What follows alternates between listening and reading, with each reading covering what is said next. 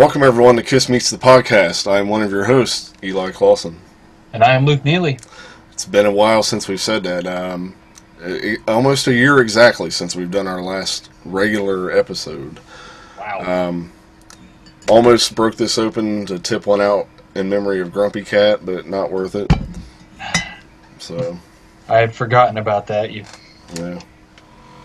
We lose all the legends young, I tell you. Yeah. Wow. Well, anyway. Yeah. So. Cast a poll on the podcast. Good Lord.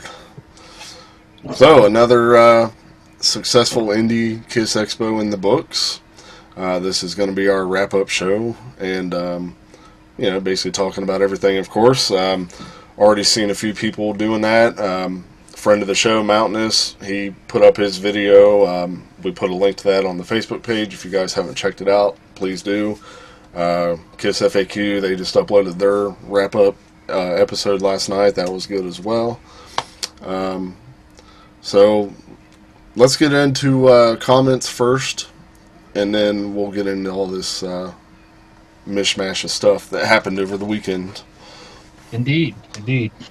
So I only looked at this past episode, the wrap-up and award show, just to see what everybody was saying. And we do have, seems to be like a conversation between Rabble and Steve McGowan. So let's jump in here. First off, Steve says, "What the recount for Destroyer?" I could just picture him throwing something across the room as he typed that. Yes. Robbie actually commented on that comment, says, "Haha, no, it's really good. I just don't listen to it because I don't care for half the album. I feel like albums like Creatures, Revenge, Rock and Roll Over, Love Gun, and a few others are more attached to me and just better albums, but that's just my opinion."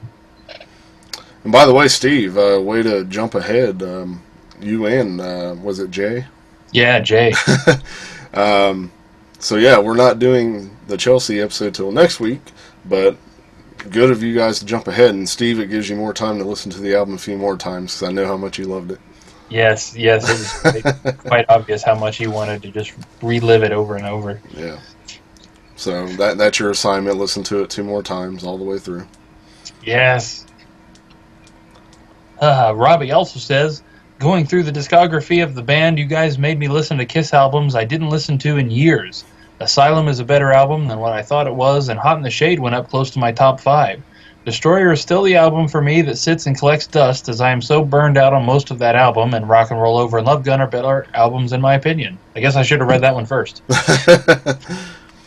Well, thank you for the Hot in the Shade, because like I said last week, I get tired of how much hate that album gets, and it's really a good album.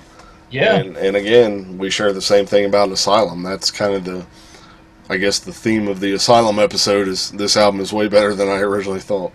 Yeah, I was absolutely legitimately baffled when I heard that a lot of people think Asylum is the worst Kiss album. I mean, absolutely floored. I never would have guessed that in a million years.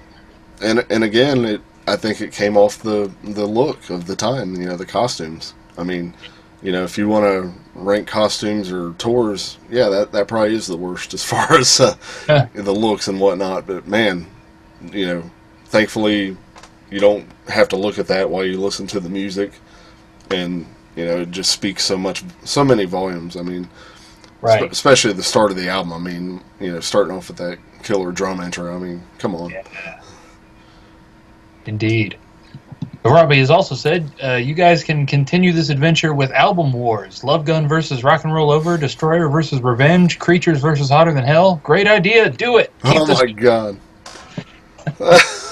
Oh no. You know how difficult that would be. Oh my God, yeah. There would never be a true winner because every week somebody'd be chiming in, adding to it. Yeah. It would be fun to have almost like a tournament style album head-to-head type thing going on. Yeah. That would be interesting. Maybe at some point, yeah. A little Indeed, side that could be a Facebook exclusive too with those polls. That'd be pretty easy to do. There you go. Maybe just do a Facebook, tournament of the albums or something. Absolutely. Robbie, are you on Facebook? I don't know if you, I think we may have asked this question in the last thing, but if you're on Facebook, you need to get friends with the two of us so that we can tag you and all this type of things. Absolutely. And let's see. What was I getting ready to say? I forgot. Oh, apparently we still need to do our top 25 songs, Oh, which geez, I forgot all about that. I think maybe we could throw that in on next week's episode, which is, again, is going to be near impossible. Yeah. Sit there and try to think of my 25, let alone my number one favorite Kiss song. Yeah. Good Lord. That's probably why I forgot about it. Just the thought of taking on a task like that. I was almost going to see if you wanted to do it on this episode, and I was like, nah, I think let's wait another week because it's really taking some thought. Yeah. Yep. One more here. We did have Steve. Steve says, "Wow, I got an award. Sweet. I just want to thank God and all the wonderful Kiss fans out there. A big shout out to Eli and Luke for this first place award. Even though I still think Wiped Out should have been in the top 3 of Ace's solo album. Yes, I know. I've not let it go yet. Revision on the Ace solo album. Awesome job with the show, guys. Looking forward to what's yet to come." Well, Steve, we did a recount, and your award has been taken away, so. Yep, no awards for Steve. Yeah. Nah, not really. We'll send you some cookies and a trophy. The cookies are going to be expired.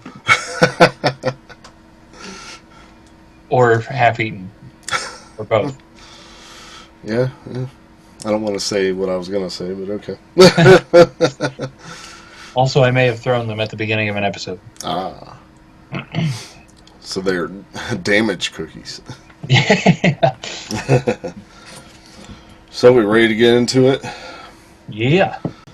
So Kiss Expo, we got into town, oh God, what time we get there? About 11:30. Something like that. Checked in our hotel.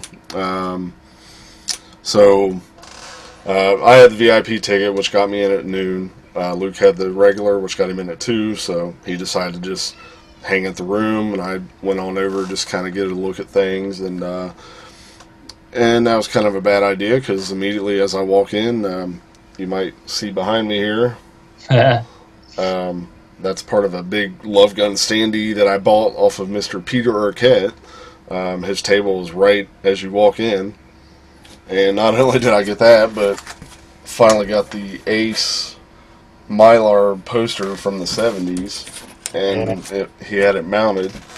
And he made a nice little package deal on that stuff, so appreciate it, Peter.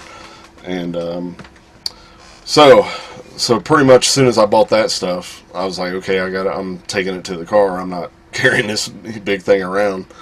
By the time I got to the car, I was like, it's kind of close enough to go back and get you. I was like, it make no sense to walk all the way back into the expo just to come right back. So I got back to the hotel, and I'm like, dude, like there's some killer stuff over there. Like, yes. It's small but mighty. Let's talk about that. Like, it was definitely a lot smaller this year than last year. Yes, there wasn't as many guests or the big headlining type guests, no offense to Tommy or Bruce, but you could tell a difference, last year Ace being there and how crowded it was to this year.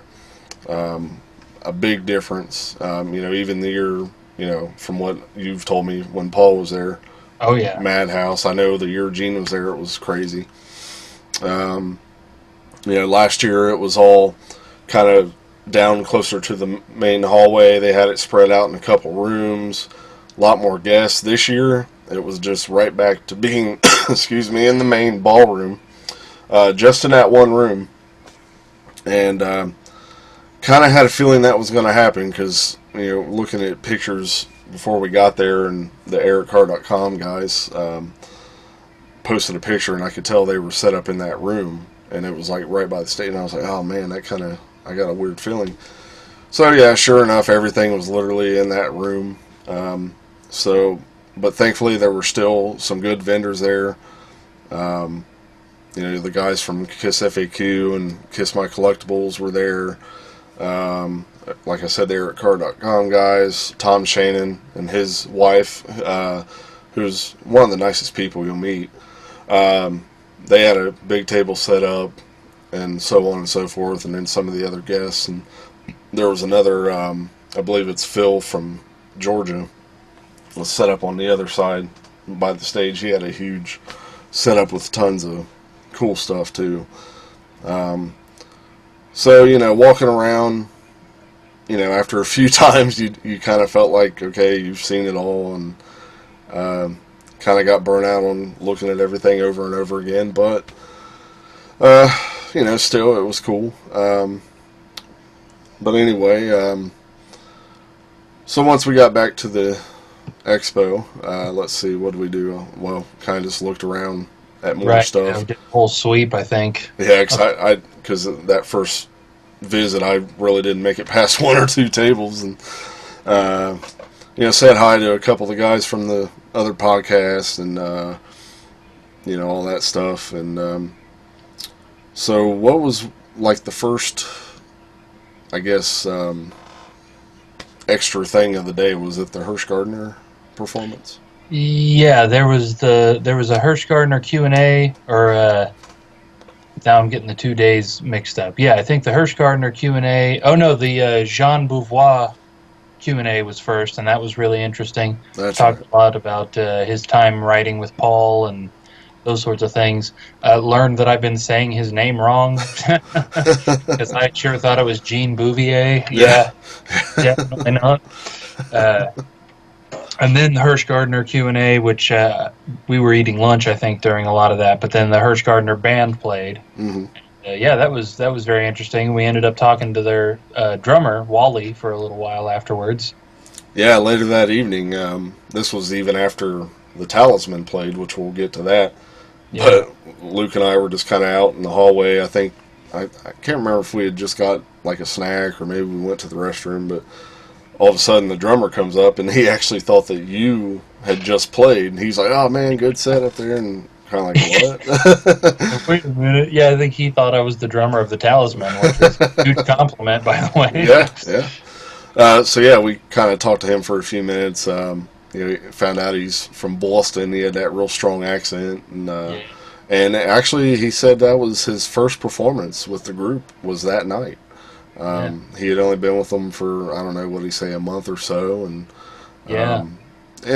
he was kind of getting down on himself about things, but that's how we are as musicians. We're our hardest critics. It's like I told him, I didn't notice anything. Sounded good. I did notice that Hirsch did a lot of like hand signals, which kind of explains it now, probably just to make sure he was hitting those spots when he was supposed to. But so that was. They played it off well, and I think I feel like he told us they only had like a week and a half of rehearsals too. So I mean, totally understandable there. Yeah, very, very, very close, man. And I don't know. This year I chose not to really do the photos. Like, I guess Tommy's photo was Saturday, which I ended up skipping. Just kind of opted to just, hey, stay in the expo and, look around and, do the other stuff. Again, had a chance to meet him a few years ago when he was there when they tried to do it at a different hotel. So, I mean, met the guy before, had him sign a few things, got a photo with him. So, I figured that was enough. That's really all I need.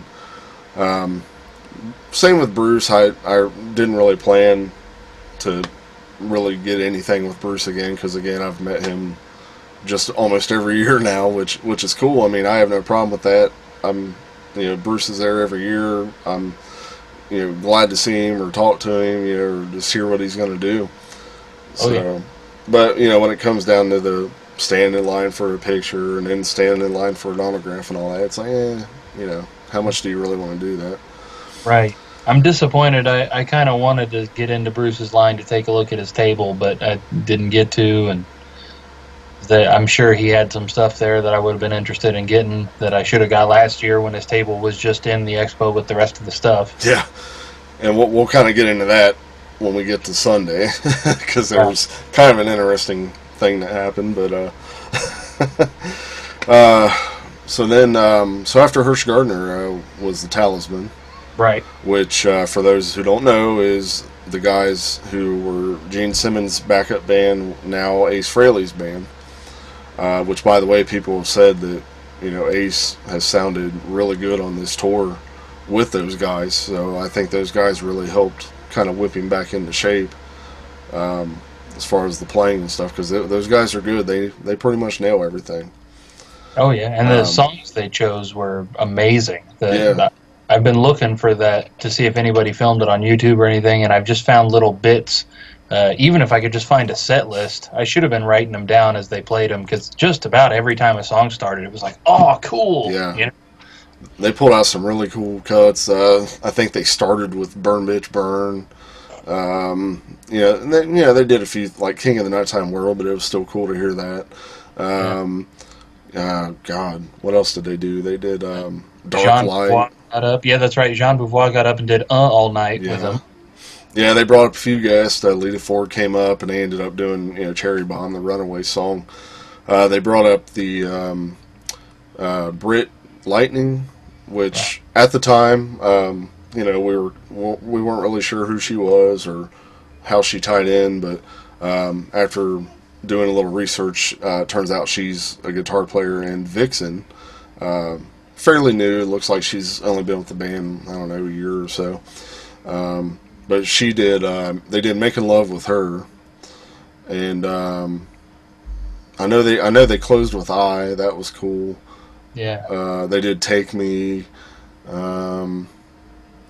They even had the super high vocal in there. Did you catch that? Yes. I was like, wow, dedication to the source material. Ryan, man, he is on it. I feel like he's kind of the uber Kiss fan of that band. Like he has all those details down. Great performer, man. I enjoyed, because where we were sitting was pretty much his side of the stage, and I enjoyed watching him. It's a real good performer, man. They made that stuff sound really good. For sure. Oh, She's So European, they did. Oh, that's right. Yes. Yeah. Because I remember the guitar player saying he did the Yeah.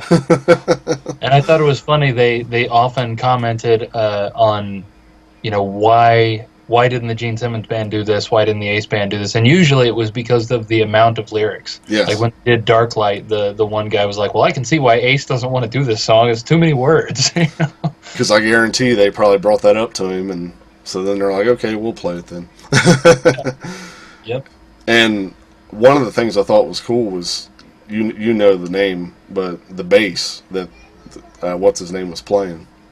Oh yes, the Lobu bass, and I don't think it was the actual Gene Simmons bass, but you can see it.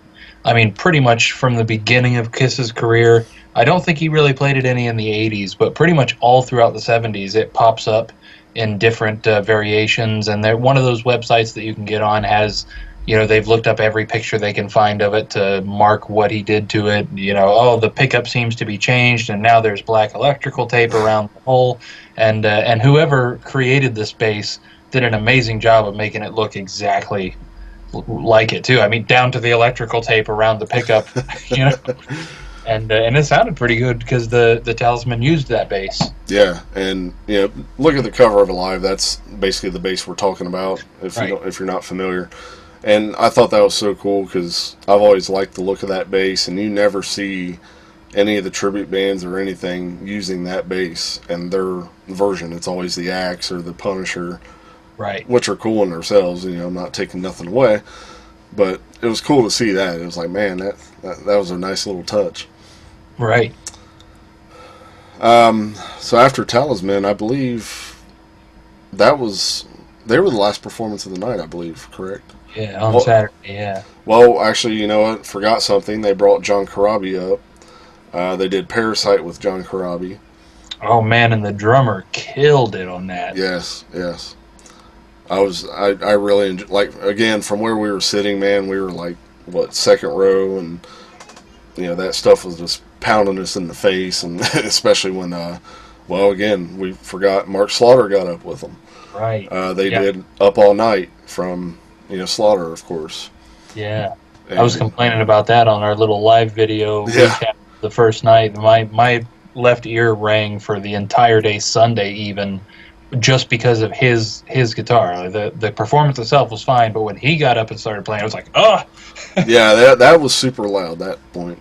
And then I forget what song they were doing, but there was at least for that one song where for some reason the sound guy decided to put reverb on the snare. oh, it was I Still Love You. Speaking of Yeah, things, yeah, I still yeah, that. and I And can't. whoever it was that got up and did the vocals on that again, freaking nailed it. Yeah, that was great. I wish I could remember the guy's name, Yeah, but maybe if someone was there, you can put it in the comments.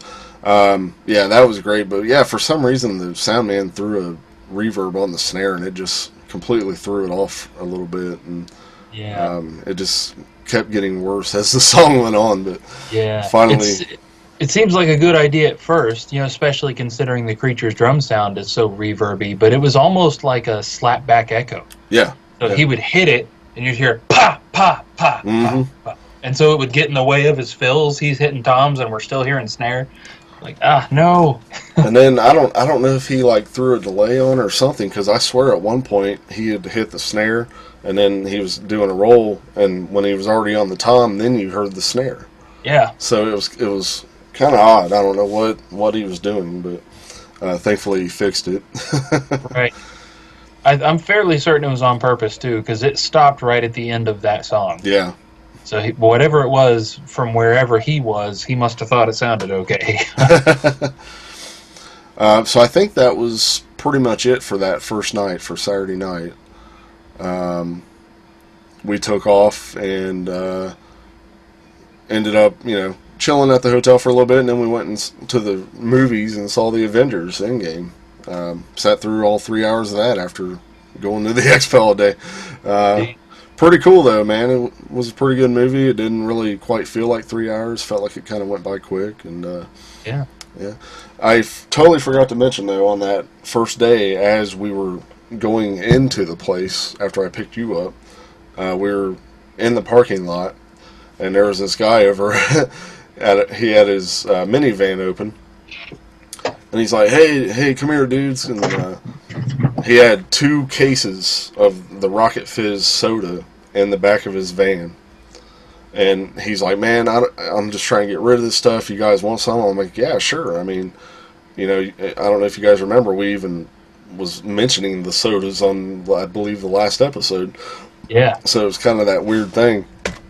So he ended up hooking us up. We got the Kiss Army root beer, the Kiss Cherry Cola, and then both of the Destroyer Colas, which one is spelled with a K, one is spelled with a C. Wait, which one am I? There we go. Yeah. So awkward. And I don't plan to drink these. I don't think. I think I'm just going to leave them as they are, and just kind of throw them up on a shelf and just let them be what they are, I guess. But unfortunately, I don't even think we got the guy's name. But just wanted to throw that thanks out there in case somehow he sees this or anything.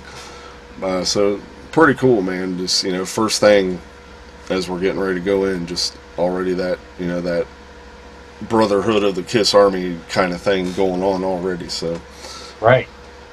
day 2.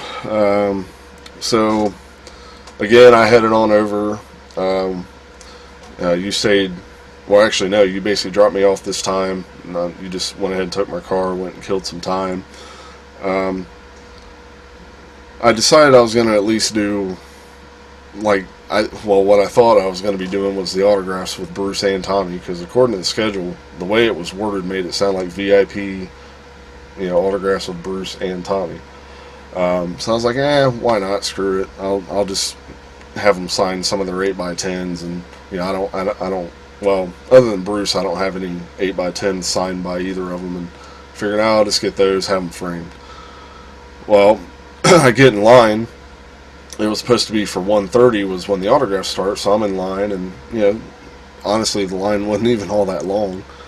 Come to find out, they were still doing photos for Bruce. It wasn't even the autograph line started yet, and I was kind of like, oh. And I asked the guy, and I was like, screw it, I'm already in line. I'll go ahead and get another photo of Bruce. Why not? So did that. Peter Arquette actually took the photo. Photos turned out amazing. I'll probably insert it here. They finally posted them all the other day. They look amazing. So then, of course, you're supposed to get back in the line for the autograph thing. You know, Bruce and then Tommy was sitting over there waiting.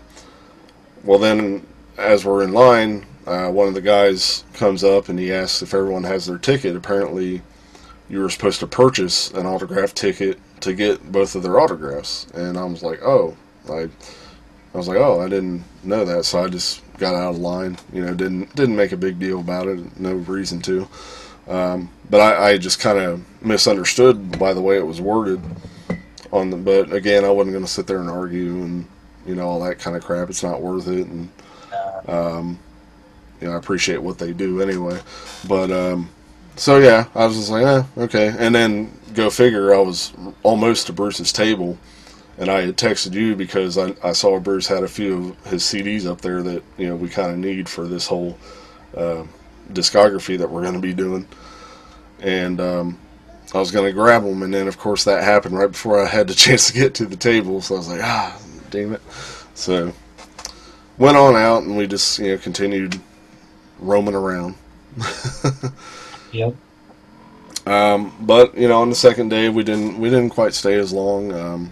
Again, you always kind of get that burnout period at the expo. Like, it happens every year, no matter what. I mean, and again, I'm not saying that as like a shot at them or anything. It just happens. I mean, it's such a rush, and all the walking around, looking at things, and talking to people, listening to live music, listening to Q&As. You just eventually hit that point on that second day that you're kind of like, okay, I feel like I've had enough, or I've seen it all. So we ended up leaving a lot sooner than what we kind of originally thought we were going to.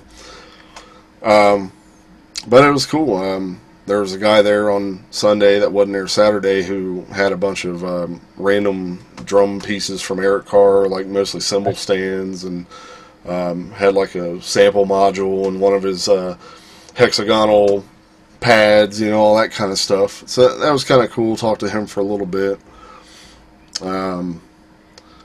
Also, God, I'm forgetting his name. James from Detroit Rock City, who played Trip. He was there. I don't know why, but I never got his autograph or even like a photo. I kind of wish I did, because he was kind of my favorite character anyway. But right.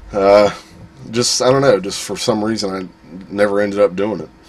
I never actually recognized him there. I didn't see him the whole time. I mean, I'm sure I did. I probably saw him 100 times, but I didn't recognize him enough at any point to connect it in my brain that that's who it was. Right. And there was a few times that I actually did like have it in my mind, like, okay, I'm going to go ahead and get his arm, and he wasn't even at his table. So, he was up, roaming around at times, and just ended up not catching him. And Julian on Kiss FAQ, he misspoke and said that it was Edward Furlong. But just clarifying, it wasn't. I wish it was. I wish they'd get him too. But yeah, so I think the highlight of Sunday was the Tommy and Bruce Q&A. They did that together. Definitely. What were some of your highlights out of that? Oh, man. Just hearing them, because it was Mother's Day that day, so a lot of the audience questions were about their childhoods, memories of their mother, memories of their families when they were kids and stuff, and it was just super interesting to hear them talk about that. We're so used to seeing them as rock stars, to kind of have that humanization, if you will, I guess. It was interesting to see them recalling things, and it's like, oh yeah, I had stuff like that too. And Bruce was talking about an old, I think it was a remote control car set that he had or something, like that he still has, and he got it for his birthday one year. And wow, That's really weird to think about. So yeah, a lot of the audience questions didn't have a thing at all to do with Kiss, Yeah. which not complaining about. It was still super interesting. And a lot of people don't know, but they've known each other for like 35 years, and all the way back to the Black and Blue days when they toured with Kiss. Tommy was telling a little story where something about he was like Bruce invited him.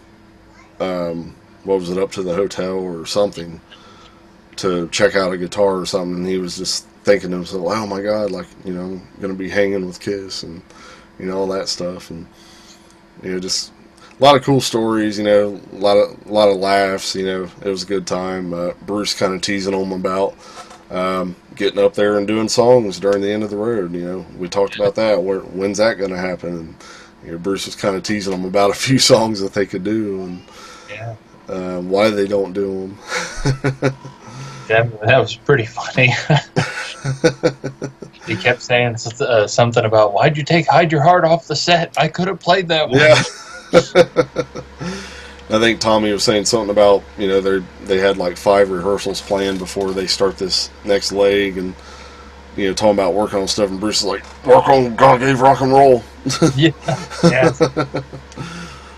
But so that was the main highlight of Sunday, and it wasn't long after that we decided to go. A little kind of funny side piece prior to the Tommy and Bruce Q&A. We were out in the hallway grabbing a bite to eat, and we were sitting right by that door that they came out from the autograph room. And you hear Tommy, "I gotta take a piss," and here he goes with 8 guys following him to the bathroom. Yeah.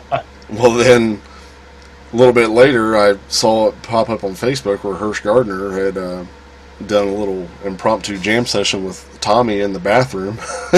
Yeah. That was kind of funny, and just standing in the bathroom doing it, and Tommy's like, "Oh, I gotta go wash my hands," sorry. So, Yep. I'll need to hear all that after the fact. so again, like, what were some of your expectations going into it, or did anything live up to it, or were you kind of let down by anything? Yeah, just a tiny bit, I think. Of course, there were plenty of redeeming qualities. For example, the Talisman set was probably worth the trip just on its own. Yeah. But yeah, I was personally specifically on the lookout for a lot of these albums that we have on our extras list, and didn't really find any of them. There was a couple here and there at tables that were at prices I wasn't necessarily willing to pay. Like there was a table that had Peter Criss's Cat #1, but for $30, and I was like, "Yeah, Right. I know it's rare, it makes sense, but don't know if I want to pay it for that." And then there was a table that had the 2 Vinnie Vincent Invasion albums I thought about getting, but they were priced at $20 a piece, and I thought, well, I'll wait. And if I don't buy anything else, this was on Saturday. If I don't buy anything else, I'll get them tomorrow. And of course, we came back Sunday, and both CDs were gone. So much smaller haul for me this year, for sure.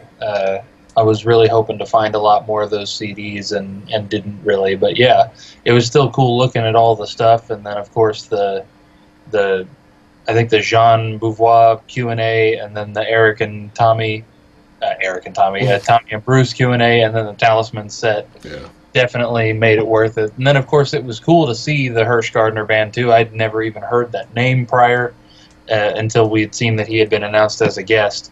And so, in the hotel, I was looking up where, Hirsch Gardner came in, how he was connected to Kiss, didn't know any of that. And they did really good, too. I was very pleasantly surprised at all of that. Yeah, I've got that New England album, and I probably listened to it once since I've had it, and it's been I don't know how long. And that song they did, "Never Want to Lose You." Yeah. Like that's actually been kind of stuck in my head. I've been finding myself kind of singing it in my head as the weeks went on, and that was also the song he did with Tommy in the bathroom, and Right. but it's got me wanting to throw that record on again, and especially that song, and I just haven't gotten around to it, but I definitely want to. Right. So, I mean, I guess that's a good thing coming out of that. For sure. But yeah, for the most part, I mean, we obviously love the expo. We appreciate them, all the hard work they put into doing it. Excuse me. I understand every year, can't be a huge year. I mean, last year especially was the 20th anniversary. I And think we that knew that going in that yeah it had to have been. yeah with the guest list. And last year being the 20th anniversary, we got what we expected. We hoped Yeah. it was going to be a more bigger atmosphere, and it was. This year, back to a normal one. So, the Ace one I put, second as far as what I've been to. The Gene and the Ace one were probably the two best so far. But again, it's always fun, just seeing familiar faces, talking to friends that have become friends that used to be familiar faces, and just talking to random strangers about Kiss stuff, and that's always the best part of it. So that's priceless. To me, that's always the best part. Not to mention we did our couple little live videos, and I made that one on the day we got home after you had left, and I shouldn't even done it because I was like delirious, and then when I went back and watched the other video, I realized I practically just repeated everything I said again. I'm like, oh god, this is ridiculous. I'm an idiot. And then I noticed on that first video there was something you mentioned, and apparently I just completely zoned out and didn't hear it because I ended up saying the same thing you said like a minute later.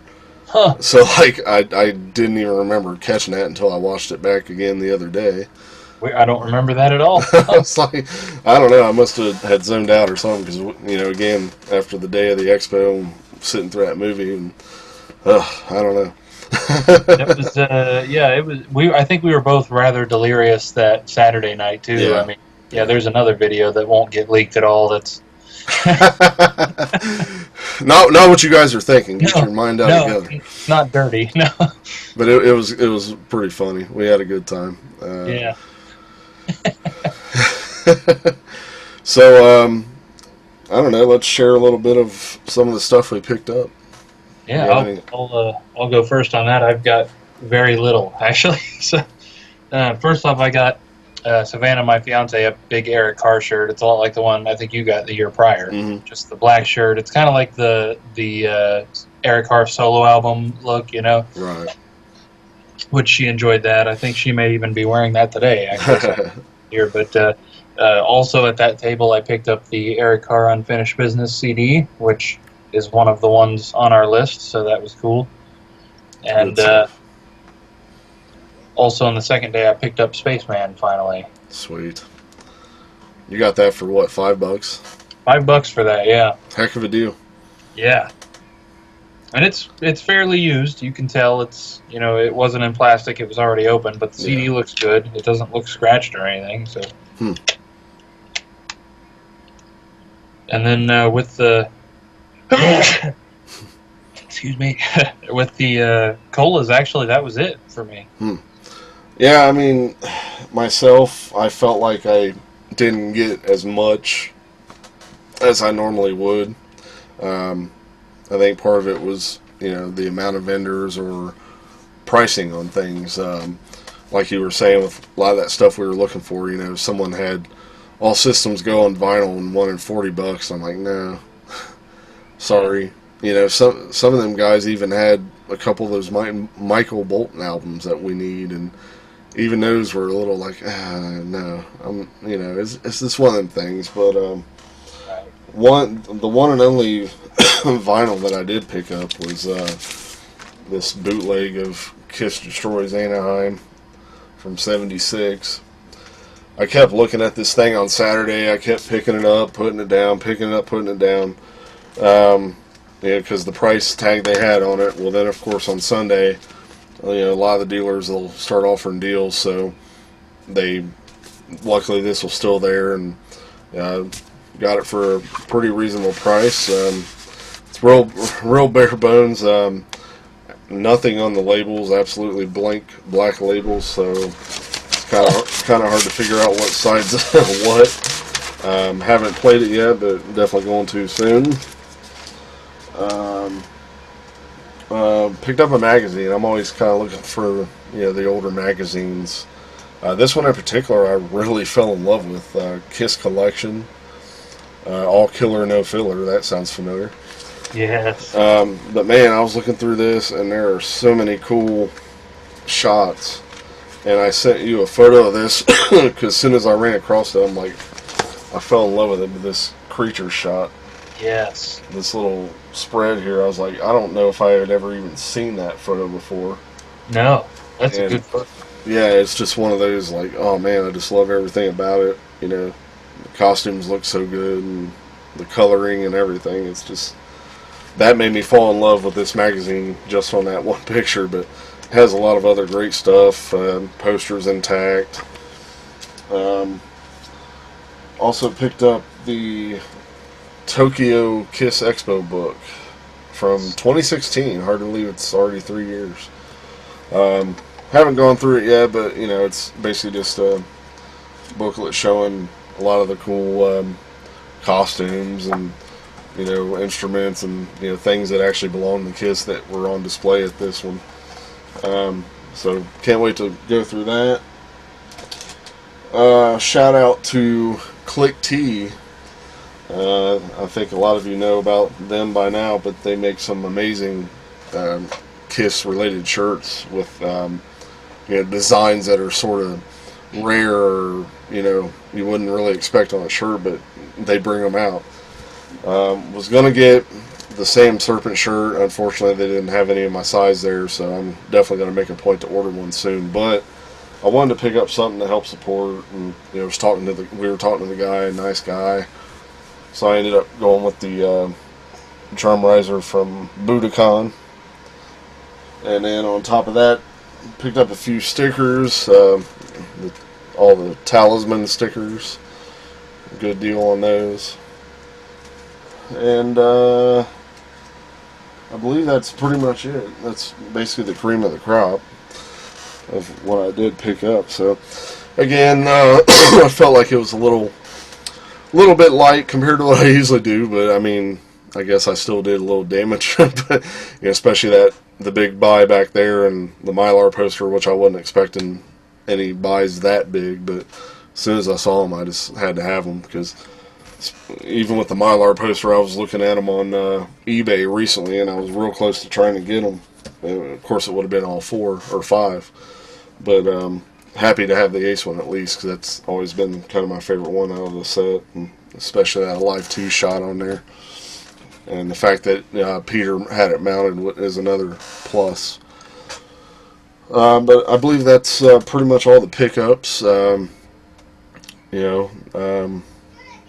to think if there's anything else we missed, or if that covers it. Can you think of anything? I'm sure there's more, but yeah, I'm blanking too. So as for now, I think that's going to kind of go ahead and wrap this episode up.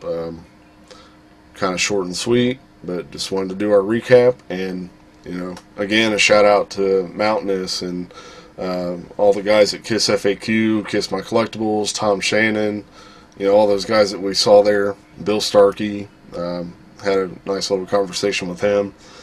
So it was cool to see all you guys again. Podcast Rock City, can't forget them guys. They emceed the Q&As, did a great job. Good job on that, guys. Unfortunately, Jody wasn't there this year, but hopefully see him next year.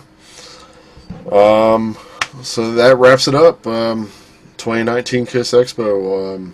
Excited to see what the 2020 Expo is going to bring. And of course, end of the road, second leg, getting ready to start up. A couple dates coming near us in August. Definitely going to try to make sure to hit them this time. Right. Do not want to miss it. So I think that wraps it up. And so starting next week, we will get into our new section of the discography series. starting with the Chelsea album, which was Peter Criss, for those that may not be familiar. If you haven't got your votes or listened to it yet, please get them in. Again, if you can't seem to find the album, get a hold of one of us. We'll be glad to send it over to you or whatever. Just as much input as we can get on this stuff, the better. So feel free to contact us. And again, for that matter, if anyone wants to come on any of these episodes, please let us know. You're more than welcome. So, and I'm sure we'll see some familiar faces back too. Oh yeah. All right, so until next week, that's going to do it. Thanks for watching, and we'll see you next week for the Chelsea episode.